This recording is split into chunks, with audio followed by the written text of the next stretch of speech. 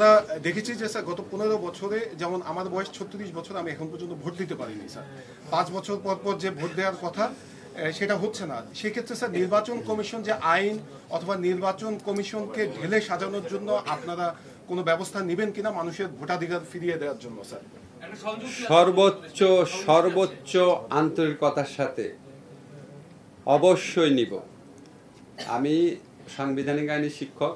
আমার স্টুডেন্টদেরকে যখন বলতাম জনগণের ভোটে নির্বাচিত, তখন তারা হাসা শুরু করতো। আমি অনেকবার আপনাদের জানেন টক শোতে বলেছি, একটা জাতির, পুরা জাতির ভোটাধিকারকে মানে কি বলবো আর কি, এইরকম মানে ফার্স করা মানুষের ভোটাধিকারের সাথে, এই রাষ্ট্রের মালিকানা হচ্ছে জনগণের, আর্টিকেল 7 অনুযায়ী এই পুরা মালিকানারকে ছিনিয়ে নেওয়া যাওয়া হয়েছে ভোটাধিকার কেড়ে নেওয়ার মাধ্যমে। আমরা এটা নিয়ে অত্যন্ত আন্তরিকতার সাথে সর্বোচ্চ মানে মেধা প্রয়োগ করে, আমাদের যতটুকু মেধা আছে অবশ্যই আমরা চেষ্টা করব। অর্ধেক পাউডারে দ্বিগুণ উজ্জ্বলতা, নতুন রিন অ্যাডভান্সড অর্ধেক পাউডারে দ্বিগুণ উজ্জ্বলতা। আমরা চেষ্টা করার প্রক্রিয়া যা যা দরকার সেটা করব। ঠিক আছে। বৈষম্য বিরোধী আন্দোলনের প্রেক্ষিতে আপনারা আজকে সরকার গঠন করেছেন।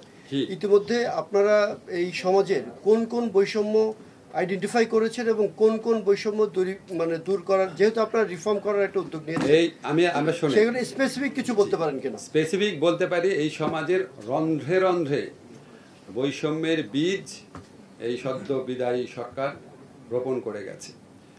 এই বৈষম্য এত সর্বব্যাপী, এত ডিপলি রুটেড, এটা আইডেন্টিফাই করা মানে কি বলবো, এটা আইডেন্টিফাই করার কিছু নয়।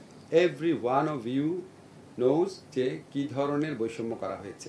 তবে আপনি যেহেতু বলেছেন, আমরা তাৎক্ষণিকভাবে ধর্মের ভিত্তিতে যে বৈষম্য হয়েছে বা যে মানে নিপীড়ন হয়েছে সেগুলিকে আমরা আইডেন্টিফাই করব। রাজনৈতিক পরিচয়ের ভিত্তিতে, জন্মস্থানের ভিত্তিতে সবগুলি করব। আমরা অ্যাওয়্যার আছি।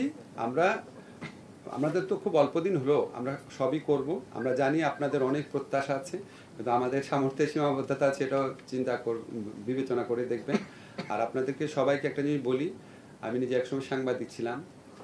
আমি জানি আপনারা কত চাপের মধ্যে সাংবাদিকতা করেছেন। এর মধ্যে অনেকে অনেক সাহসিকতার সাথে সাংবাদিকতা করেছেন, অনেকে পারেন নাই করতে, অনেকে ইচ্ছা করেই সাংবাদিকতা করেননি।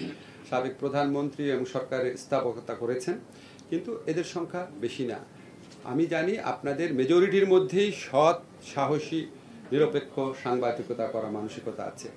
এখন তো মুক্ত সময়, আমরাও যদি কোনো ভুল করি, আপনারা উইথ গুড ইন্টেনশন আপনারা আপনাদের সর্বোচ্চ মেধা এবং আন্তরিকতা প্রয়োগ করে আমাদের জন্য একটা ওয়াচডগের ভূমিকা পালন করবেন।